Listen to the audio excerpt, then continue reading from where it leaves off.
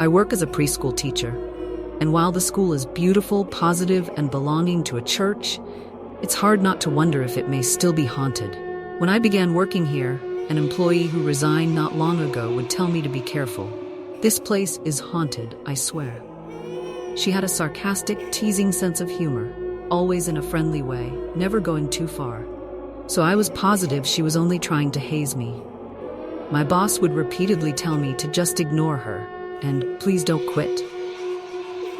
A few months ago, I received a promotion from traveling aide to lead teacher.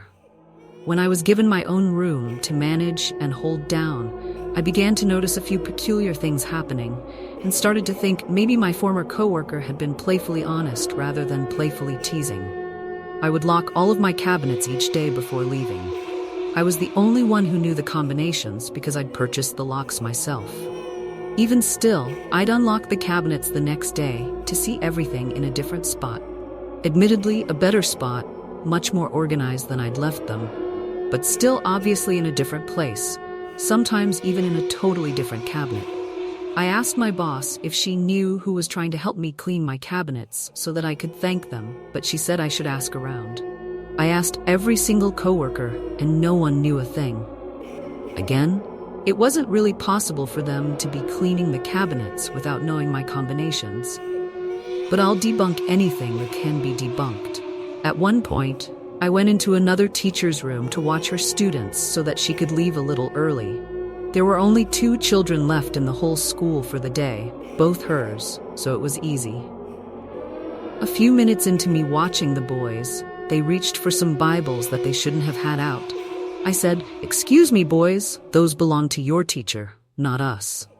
They immediately giggled and dropped them onto the floor, and as soon as the books hit the floor, so did a jack-in-the-box behind me. I turned to see it and saw what looked like short heat waves next to the toy. They were there 1 second and gone the next. Eventually, a couple of weeks ago, I was told by a coworker who in no way believes in ghosts that the teachers in the toddler room actually believe it's haunted. I mean, apparently they believe it's a certain person's ghost, but who thinks stuff like that is real? In a church of all places, too.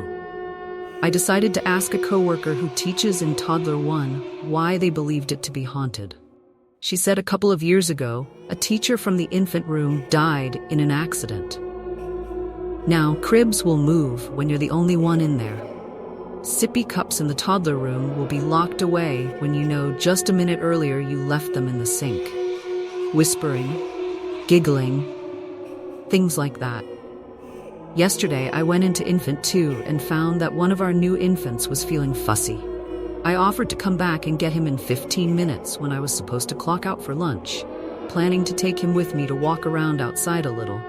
I ended up clocking out about 30 minutes late. Right before I left my classroom, I saw that one of my 2-year-olds was staring off rather than sleeping.